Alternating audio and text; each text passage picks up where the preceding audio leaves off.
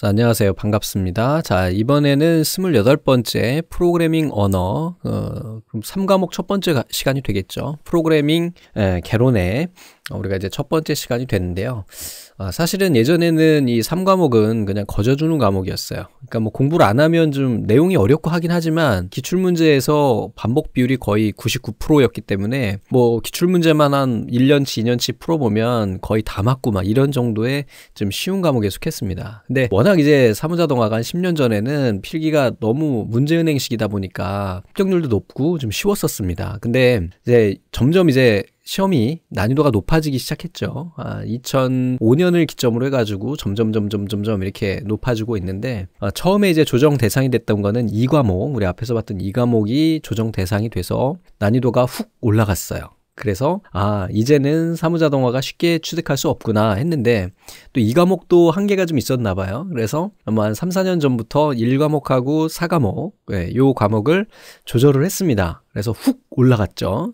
그래도 마찬가지로 어쨌거나 이 산업인력관리공단에서 시험 보는 이 필기 문제는 문제은행식이기 때문에 또 그게 좀 약간 상세가 됐죠. 쉽게 얘기해서 10년 전에 시험을 봐서 합격하신 분들은 지금은 절대 합격할 수가 없습니다. 그만큼 많이 난이도가 높아졌고요. 2017년도 그 개정안에 보면 좀 더 강화가 됐죠. 그래서 이번에 또 조정이 되면서 바뀐 게 바로 3과목이에요. 그래서 2016년도에 문제가 이렇게 쭉 나왔단 말이죠. 1, 2, 3회 이렇게 시험이 진행이 되는데 굉장히 어렵게 출제됐습니다. 그래도 또 뭐 이게 뭐 다 20문제 중에 20문제를 다 못 푸는 건 아니고 한 5문제에서 7문제 정도를 전혀 알 수 없는 새로운 문제를 출제를 했어요. 뭐냐면 C 언어로 코딩하는 문제였습니다. 코딩 되어 있는 거를 뭐 디버깅 한다든지 뭐 이런 절차들, 이런 것들이 문제가 나오다 보니까 뭐 매번 20개씩 맞다가 15개 맞으면 당황스럽잖아요. 왜냐하면 내가 계획을 4과목을 해가지고 분명히 2과목은 어렵다 그랬으니까 10개만 맞고 1과목은 뭐 15개, 10개, 그 다음에 뭐 이거는 많이 맞으면은 20개까지 맞을 수 있으니까 18개, 그 다음에 마지막에는 거 15개 이렇게 해가지고 합격 점수를 예상을 하고 공부를 하게 되는데 이게 갑자기 15개, 그러니까 아주 잘해야 15개고요. 뭐 12개까지도 떨어질 수가 있는 상황이니까 당락을 좌우하는 키를 가진 그런 과목이 됐죠. 자, 그래서 포인트도 많이 좀 추가가 됐을 거고 그 다음에 내용도 많이 보강이 돼서 여러분들한테 이제 강의를 제공하고 있습니다. 그래도 내용적인 면은 상당히 좀 어려운 게 사실이지만 아직도 기출문제 반복 비율은 높습니다. 그래서 너무 걱정하지 마시고요. 천천히 따라와 주시면 좋은 결과 있으리라 생각됩니다. 자, 그럼 프로그래밍은 왜 배우느냐? 선생님 사무실에서 왜 프로그래밍을 배워요? 이러실 수 있는데 사무 자동화를 할 때 우리가 맨 머신이라 그랬잖아요. 그러니까 사람은 됐어. 근데 이제 기계를 다룰 줄 알아야 되는데 이게 기계를 다루려면은 기계를 다룰 수 있는 언어가 필요하단 말이죠. 그냥 단순하게 우리가 운영체제나 쓰고 엑셀이나 쓰고 이 정도 수준이 아니란 말입니다. 우리가 뭐 워드 프로세서 커말 이런 거 취득하는 그런 사람들이 아니라고요. 우리는 국가에서 발급하는 산업기사에 응시하고 있습니다. 자신감을 가지시고요. 또 뿌듯함을 가지시고 내가 그 정도 자격증을 지금 준비하고 있구나. 국시야, 일종의 국시. 예전에는 정말 국시였습니다. 이게 산업인력관리공단이 공단으로 떼어나기 전에는 국가시험이었어요. 그래서 예전에는요, 이 수능시험 볼 때 기능사 자격증을 가져가도 됐었어요. 신분증으로 대응이 가능했단 말입니다. 자, 그 정도로 높은 등급의 시험을 준비하고 계십니다. 자, 그래서 이 프로그래밍을 배우는 이유에 대한 걸 얘기하다 쓸데없는 얘기를 했는데 결국은 이 사람이 어느 정도 수준을 가지고 있느냐를 판단하는 것은 기계에 대해서 얼마나 많이 아느냐예요. 그래서 우리가 이제 3과목을 배우게 됩니다. 그렇다고 해서 너무 깊게 들어가는 건 아닙니다. 왜냐하면 내가 개발자가 될 게 아니니까. 개발자가 될 게 아니니까 가볍게 그냥 겉핥기식, 수박 겉핥기식으로 쑥 보게 되는데 그 내용들에 대해서 이제 테스트를 하게 됩니다. 자, 우선은 처음에 프로그래밍 언어라는 게 나오는데 이거는 뭐냐면 여러분들이 사용하고 계시는 스마트폰의 애플리케이션을 만드는 사람들 있잖아요. 그 앱 개발자라고 이야기하죠. 앱입니다. app. 앱 개발자들이 뭘 가지고 이 앱을 만들까요? 바로 이 프로그래밍 언어를 이용을 해서 만들게 돼요. 그래서 뭐 C++, C#, 자바 뭐 이런 걸 이용을 해서 뭐 이렇게 만들게 되니까 그러면 쟤네가 어떻게 일하는지 내가 뭐 발주를 내거나 하면 좀 알아야 될 거 아니에요. 이 프로그래밍 언어 요런 거다라는 거 기억하시기 바랍니다. 여러분들이 지금 보고 계시는 윈도우즈도 다 프로그래밍 언어로 작성이 된 것이고 엑셀도 마찬가지. 여러분들이 모든 사용하는 프로그램은 이 프로그래밍 언어를 이용을 해서 제작이 됩니다. 그래서 다른 말로 프로그램 저작 툴이라고도 하죠. 자, 그러면 이제 그 언어에 대해서 쭉 나오는데 언어에 가장 크게 분류를 한다 그러면 저급 언어하고 고급 언어가 있어요. 우선 저급 언어라고 하는 거는 기계 중심의 언어고 고급 언어는요. 사람 중심의 언어입니다. 그 차이는 뭐냐면 이 내가 명령을 내린 코드를 봤을 때 얘가 기계가 좋아하는 명령어면 표현이면 저급어가 되고요. 사람이 쉽게 읽을 수 있는 거다 그러면 얘가 고급 언어가 됩니다. 그래서 저급 언어라고 하는 거는 예전에 뭐 요즘에도 계속 많이 사용됩니다. 어디에 많이 사용되냐면 기계장치 설계할 때 많이 써요. 냉장고, TV. 근데 요즘에는 또 이것도 다 안에 안드로이드를 다 심어가지고 작업을 하기 때문에 좀 다르기는 합니다만 일반적인 기계들 이런 거를 우리가 설계할 때 저급 언어를 씁니다. 기계어를 써요. 자, 상이한 기계에서 각각 수정을 해야 된다. 즉 기계에 친화적이에요. 각 기계마다 다 다른 거예요. 명령이. 그래서 얘는 2진수나 혹은 16진수 코드로 코딩을 하게 됩니다. 코딩이라고 하는 건 명령을 주는 거예요. 그래서 기계어라고 하는 거는 컴퓨터가 직접 이해할 수 있는 언어고 0과 1의 2진수 형태로 표현되고 수행 시간이 빠르대요.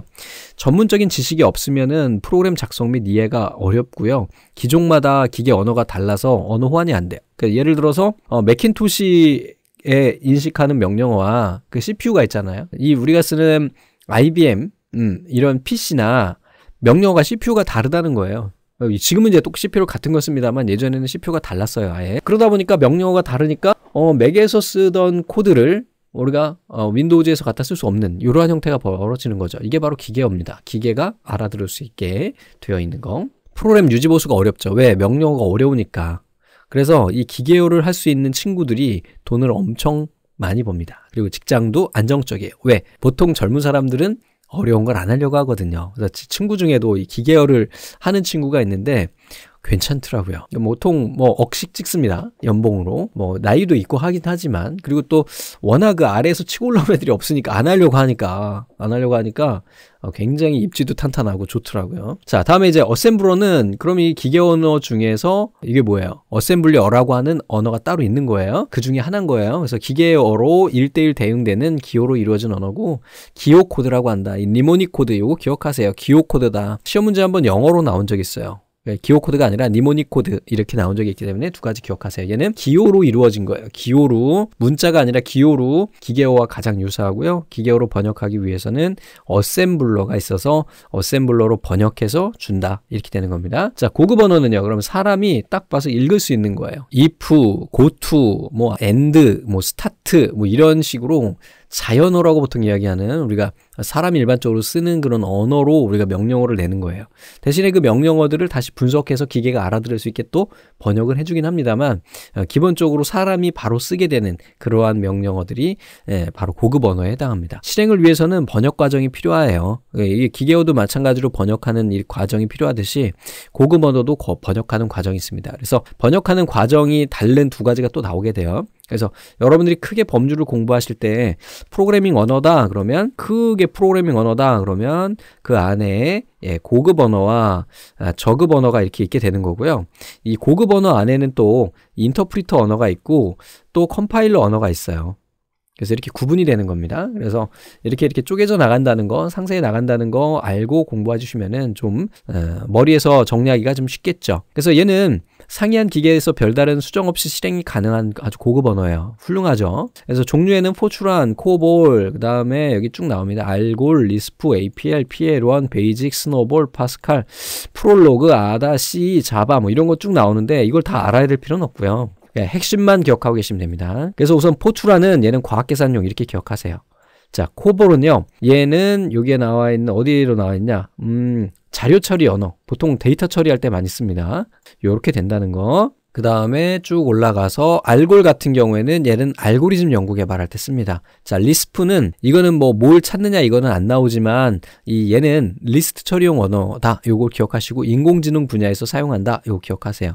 자, APL 고급 수학용인데 보지 마십시오. 보지 마세요. 쭉 보지 마세요. 자, 베이직은요. 교육용으로 개발된 프로그래밍 언어다. 저도 중학교 때 베이직을 배웠어요. 자, 스노볼은요, 요걸 한번 출제된 적이 있습니다. 스트림 활용이 가장 많은 언어다. 문자열 대치, 복사, 치환 등과 같은 문자열 조작을 편리하게 할 수 있도록 하는 거다. 그래서 제가 지금 시험에 출제됐던 애들만 체크해드리고 있어요. 자, 파스칼은요, 얘는 교육용 언어예요. 얘도. 그리고 프롤로그는 논리 기반의 비절차적 언어다. 인공지능 분야에 사용된다. 이 정도만 체크해 주시고. 자, ADA는요, 미 국방성에 개발된 고급 프로그래밍 언어고 데이터 추출과 정보 은폐에 주안점을 두었대요. 왜냐? 국방성에서 만들었으니까. 이제 시험 문제 가장 많이 나오는 애가 이제 C입니다. 얘는 따로 포인트가 또 따로 있고, 제일 중요한 거고, 시험이 어려워지면서 이 애를 어떻게 코딩하느냐, 이 표현 방법에 대한 걸 물어보고 있는 거예요. 자, 얘는요, 1972년 벨 연구소의 데니스 리치에 의해서 개발됐고요. 고급 언어 프로그래밍과 저급 언어 프로그래밍도 가능해요. 그래서 C 언어를 이용을 해가지고, C 언어도 종류가 여러 가지가 있어요. 저도 다 알진 못합니다. 그래서 뿔도 있고 뿔뿔도 있고 샵도 있고 뭐 등등등등. 그리고 얘는 시스템 프로그래밍에 가장 적합하다 그랬는데 시스템 프로그래밍이라는 게 바로 운영체제를 구축할 수 있는 운영체제를 만들 수 있는 언어가 바로 C예요. 얘는 나중에 이제 유닉스라는 걸 배우게 되는데 유닉스의 기본 탑재가 돼서 유닉스 내에서 바로 쉘 상태에서 프로그래밍을 할 수 있도록 구축이 돼 있습니다. 자, 자바 요즘에 또 많이 쓰고 있죠. 썬 마이크로 시스템즈에서 개발한 객체 지향형 프로그래밍 언어예요. 이것도 기억하세요. 객체 지향형 언어 프로그램. 그 중에서 제일 중요한 게 바로 얘입니다. C. 나머지는 그냥 객관식으로 뭐가 뭐니 이렇게 물어보는 정도가 나오기 때문에 이것도 문제은행을 여러분들 이용을 해서 좀 활용해 주시면은 좀 더 공부할 범위가 좀 줄어들 것 같고 공부하는 방법도 적합할 것 같습니다. 특히 문제은행식으로 아무래도 비율이 높기 때문에 문제 꼭 확인 좀 해주세요. 자, 고급 언어하고 저급 언어 특징이 있습니다. 우선은 고급 언어는 호환성이 좋겠죠. 사람이 알아들을 수 있는 언어니까. 자, 저급 언어 같은 경우는 나쁘고요. 용이성, 쓰기 쉽다고 하는 거고 쓰기 어렵죠. 실행 속도는 상대적으로 느리고 빨라요. 그렇다고 해서 얘가 뭐 많이 느린 게 아니라 얘랑 비교했을 때 그 차이가 난다. 그렇게 기억하시기 바랍니다. 자, 객체 지향 프로그래밍이라고 하는 거는 우리 앞에서 데이터베이스 보면서 객체 지향형 데이터베이스 모델이라는 걸 봤죠. 그러니까 뭐 아무래도 객체들이 많이 이제 우리가 사용을 하겠다 보니까 이거를 사용하기 위해서 만들어진 프로그래밍 언어입니다. 현실 세계 현상을 컴퓨터의 객체 모델화함으로써 컴퓨터를 자연스러운 형태로 사용하여 여러 가지 문제를 해결할 수 있는 언어다. 절차적인 언어에 비해서 특히 유지 보수성과 재사용성이 좋다. 이게 왜냐하면 객체라고 하는 모듈로 얘네를 우리가 구성을 해놓다 보니 구구단하는 모듈을 하나 짜놓고 아니면 뭐 사칙 연산하는 모듈을 짜놓고 이렇게 짜놓으면 나중에 걔를 그냥 갖다가 쓰기만 하면 되는 거예요. 코딩을 다시 할 필요가 없는 거죠. 자, 객체 지향 언어의 기본 구성 요소가 나옵니다. 얘네 자주 나오는 애들인데 우선 객체라고 하는 거는 데이터와 메소스로 구성이 된대요. 자, 데이터라고 하는 건 뭐냐면 객체가 가지고 있는 정보, 속성이에요, 속성. 우리 데이터베이스에서 속성 보셨죠? 메소스는 뭘까? 객체가 메시지를 받아야 해서 하는 연산을 이야기합니다. 연산. 그러니까 결국은 객체라고 하는 거는 데이터와 연산을 포함하는 그런 개념이 되는 거죠. 클래스라고 하는 거는 하나 이상의 유사한 객체들을 모아서 만들어 놓는 거고 메시지는 뭐예요? 예, 서로 데이터를 주고받아야 될 거 아닙니까? 얘네가 바로 메시지가 된다. 자, 객체 지향 언어의 주요 특징들이 나옵니다. 자, 캡슐화. 이거는 뭐냐면 데이터와 메소스를 하나로 묶어서 객체로 우리가 가지고 있잖아요. 그래서 얘네는 외부로부터 이 안에 뭐가 있는지 알 수 없도록 캡슐화 되어 있어요. 자, 추상화라고 하는 거는 객체의 불필요한 부분은 숨기고 객체의 속성 중에서 가장 중요한 것만 중점을 두는 거예요. 그렇죠? 어브스트랙션, 추상화 이러니까 약간 좀 이상한데 어브스트랙션으로 기억하시면 좀 나을 것 같아요. 자, 상속이라고 하는 거는 이 객체들을 상위에서 하위로 물려줄 수 있어요. 이러한 특징이 있다라는 거. 자, 그러면 문제를 한번 풀어보겠습니다. 객체 지향 언어에서 공통된 속성과 행위를 갖는 객체들의 집합을 뭐라고 하느냐. 우리 지금 여기에 클래스라고 하는 애가 아직 나왔었나요? 아, 있었구나. 그지? 클래스입니다. 얘는. 이게 기억력이 페이지 딱 넘어가면 까먹어요. 자, 시스템 프로그래밍 언어로서 가장 적합한 거 뭐예요? 예, C입니다. 자, 저급 언어에 해당하는 것은 그랬습니다. 어셈블리 랭귀지죠. 나머진 고급 언어고요. 기계어에 대한 설명으로 옳지 않은 것은 프로그램 작성이 어렵다고 그랬습니다. 고급 언어에 대한 설명으로 옳지 않은 것은 상이한 기계 별수정 없이 번역 과정, 코볼 등 언어는 고급 언어에 해당된다. 다시 한번 읽어볼게요. 옳지 않은 거죠? 사람 중심의 언어다. 좋아요. 상이한 기계에서 별다른 수정 없이 실행 가능하다. 번역 과정 없이 실행이 가능하다. 이거 잘못됐네요. 번역 과정이 필요하다 그랬죠. 그래서 우리 다음에 이제 배우게 되는데 뭐 인터프리터나 컴파일러로 이게 언어 번역을 하게 됩니다. 이거에 대해서 이제 우리 계속 보게 되는 거예요. 한 장이 다 이걸로 끝나는 겁니다. 자, 그래서 여기까지 해가지고 우리가 살펴봤습니다. 다음 장에서 또 만나 뵙도록 하겠습니다. 감사합니다.